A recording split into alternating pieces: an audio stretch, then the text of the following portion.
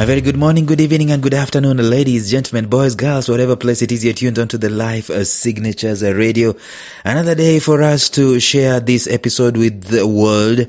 It's been a long series. Okay, we started the other day, and I'm perceiving it's going to be a long series. We're talking about spirit. Actually, by the way, the previous series we were talking about raising spirit-led children. But in this series, we're talking about injecting spirit in our crafts. We're talking about the importance of spirit in our organizations. There is such a thing as a spirit of an organization. And let me tell you this, the biggest problems we have in organizations is not any other thing other than the spirit. You can go down to the dregs of details and find that the problem was spirit all along, a disconnect or a lack of clarity of what the spirit is. What is the vision? What is the purpose? Where are we going? And why are we going there? What matters to its organization?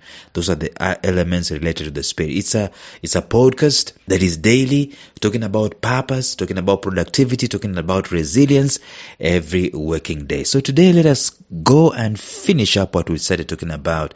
The 10 signs that the spirit of your organization is suffering. Stay tuned.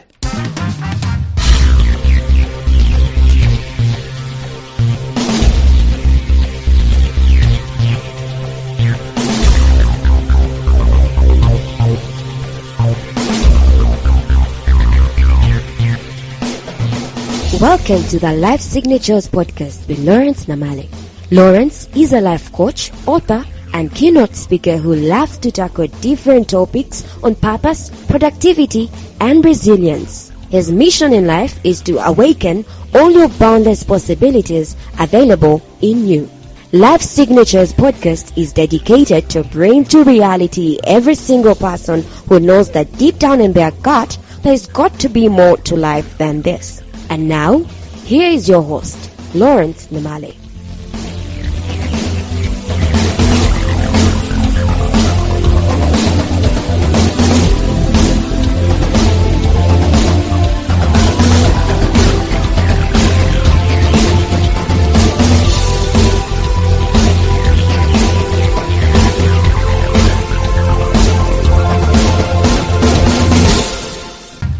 Even in your family, by the way, there are some tenets that unite you together. There are some things that describe the existence of that particular family. Now, I'm not talking about culture. Culture is a subset of spirit. Spirit is what brings about the culture.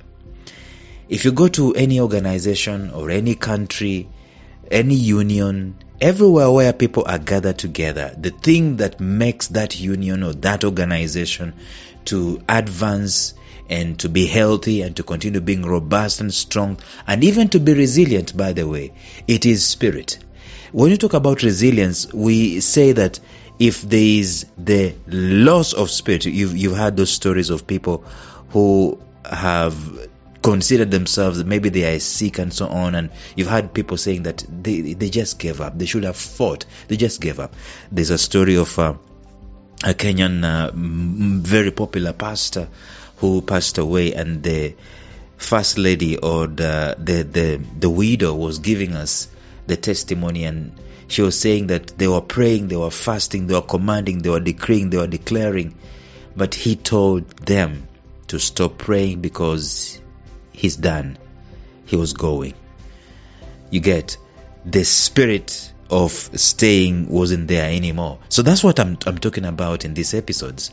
That when there is a disconnect of spirit, when there is a problem of spirit, then the organization or what matters to us just goes haywire. And that's why we've been looking at the several signs that will tell you that there is a problem somewhere, signs that the spirit is suffering. And let me just do a recap for you even as we finish the episode today. There are 10 of them. Number 1 is lack of passion.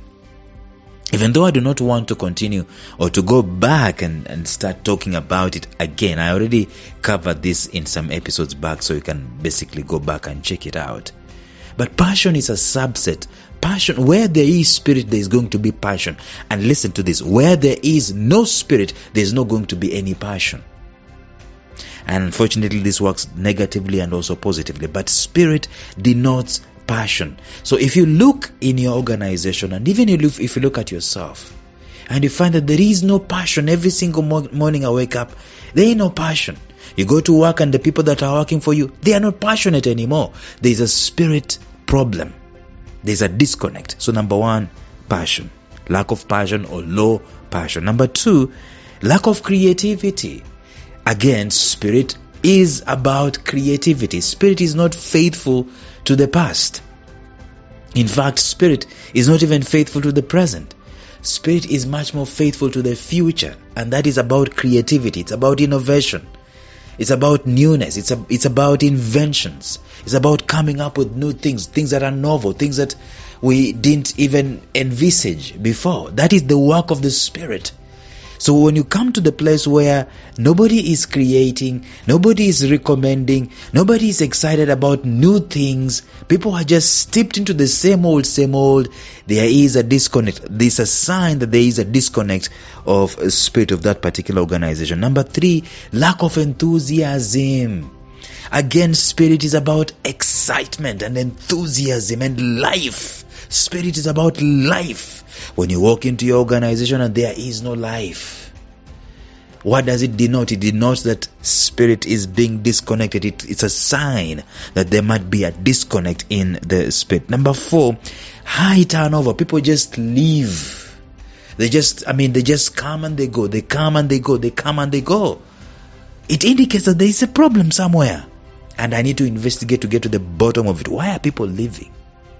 Number five, there is no growth, stunted growth, stagnation. Again, spirit is about growth. When for a considerable period of time, there is no growth. If you're tracking your numbers and the graph is flat or the graph is tapering down, there is a problem. And I'm not talking about those the curve, what do they call, the feet of distortion? What the bell curve, the normal curve? I'm not talking about the normal curve of where you start and you go, you peak and you start going down. No, that's not what I'm talking about. I'm talking about growth in the moment, in the time. If the graph is not going up, it's stagnant or it's going down, please check. Maybe the spirit is disconnected, because if there is no connection to the spirit, then there probably will be no growth. Number six, there's a sign which we'll start seeing, which is grumbling. People speaking, at their breath, they're speaking against the organization or something. They're grumbling, they're complaining. A wife complaining, grumbling against the husband, or the husband grumbling against the wife, or the kids grumbling against the parents. This is a problem. It's a problem somewhere. You need to find out. Number seven, there's low levels of engagement. It goes without saying that when there is spirit involved at depth, then there is high levels of engagement. When there isn't, then there is low levels of engagement. So you need to investigate. And number eight is it starts becoming just I'm not interested anymore. Lack of interest. When there is lack of interest in there, it tells you we are in the ICU, we are in the high dependency unit, or in the ICU. So you need to investigate. Number nine, we talked about this apathy. It's just a level higher than disinterest. It becomes like, whether this organization flourishes or it doesn't, I don't care. I don't give a damn. I'm just here to draw a salary at the end of the day. When apathy sets in, there cannot be a place where there is apathy and there is spirit. No. So when the apathy is there, then it means that there's a disconnect with the spirit. But today, let us look at the last one. The last sign that the spirit is not involved in the organization, or the spirit is suffering, or the organization spirit is suffering, is affront. Affront. Where it's an all-out war. It is very insidious. It's like an all-out, it's like an inside cancer. You know what a cancer is? It's something that eats you inside, wastes away inside. And this is the exact thing with where there is no lack of spirit in the organization. There is some people start fighting from within, backbiting from within, undermining from within.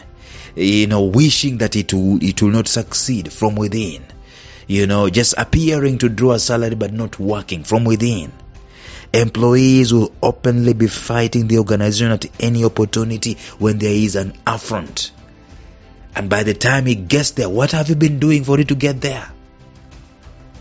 By the time he gets there, you should have arrested it by then. When asked by outsiders about the organization, they will just paint the darkest, most gloomiest picture they can ever think about. They are not ambassadors for the organization anymore. They are the devil's advocate, so to speak. I don't know if that's the correct one. The spark of their negative branding will, for the most part, be half-truths. They are not speaking the whole truth. It's just half-truths. And they will want to see the demise of the organization from, one reason or another. They just want, and I don't know why they're still there. That's what it beats me. Human beings, it beats me. I don't know why they're still there. These things happen. I tell you. There's a player in Arsenal some years back called Alexis Sanchez. He showed an affront against the team. As in, the guy will be substituted and he goes to the touchline and laughs when the opponent are scoring. He laughs. When there is chaos, his team is suffering, he laughs. That was an affront. He was shipped to Manchester United, where he didn't perform very well.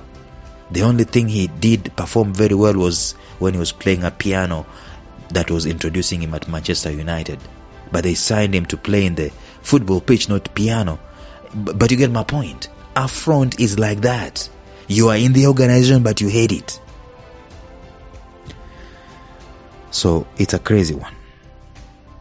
It can be both easy to notice, and also it can be difficult to notice, because affront is seldom in your face. It is sometimes hidden. There is no way that someone who is connected to the spirit of the organization will be engaged in an all-out war, in an all-out affront against it. So when it goes to this level, the answer is probably to reteach purpose, to get a replacement. I would recommend highly. I don't know what I would recommend highly, but those are the two options. Either you reteach, but you should have been doing this. Renew. People normally renew their vows, but reteach this spirit of the organization, what we are about, why we are about what we are about. Or just ship people out and start recruiting from ground up, getting the right people to do the right things because they want to do it, because it matters to them. It's a most difficult task for HR departments, because sometimes people are looking for money. We all want to get money. We all want to be paid so that we can pay school fees for our kids and we can take our wives out to hotels. But the means through which we are getting the money should matter. Some of us, we are in places where we hate. You're doing yourself and the organization a great disservice. I got to a place earlier on in my first job, when I got to the place where I was at the level of affront. I was just against the organization because I'd outlived my usefulness there, and I thought I was better than being there. So I walked out, but not after causing a bit of chaos. I don't know why they didn't fire me, but they put me on anyway. The point is, when you see this sign, it is a little bit too late when it gets there. Your task should be to do everything possible so that at the end of the day, it doesn't get there. Well, we've come to the close of the episode today. And God willing, tomorrow we're going to continue talking about these things. Until then, bye-bye. Thank you for listening to Life Signatures Radio. If you enjoyed today's show, subscribe to Life Signatures Radio on iTunes, Stitcher, or visit our website at lifesignatures.libsyn.com. Life Signatures Radio, fresh, clean, and inspiring.